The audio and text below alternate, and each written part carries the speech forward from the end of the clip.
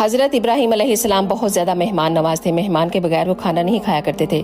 تو ایک دفعہ قحط پڑ گیا مصر میں، تو آپ کا ایک دوست تھا، آپ فلسطین میں رہتے تھے، تو آپ نے اپنے اونٹ مصر میں روانہ کیے اور لوگوں کو کہا کہ آپ فکر نہ کریں، گلہ ابھی آ جائے گا تو آپ سب لوگوں کو بہترین کھانا ملے گا۔ تو جب مصر میں اونٹ بھیجے تو انہوں نے کہا گلہ اب نہیں ہے، سب ختم ہو گیا ہے۔ تو انہوں نے اپنے اونٹوں پر ریت بھر لی، تو سوچا کہ حضرت ابراہیم خود ہی لوگوں کو سمجھا دیں گے۔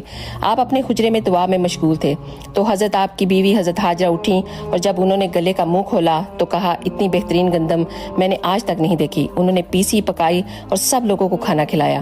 تو حضرت ابراہیم علیہ السلام نے اپنے حجرے مبارک سے دیکھا کہ لوگ کھانا کھا رہے ہیں تو وہ بہت خوش ہوئے۔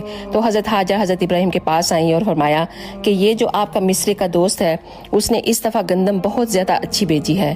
تو حضرت ابراہیم فرمانے لگے کہ یہ میرے مصری دوست نہیں، عرش والے دوست نے بھیجی ہے۔ سبحان اللہ۔ اگر آپ کو یہ ویڈیو اچھی لگے تو ضرور شیئر کیجیے گا۔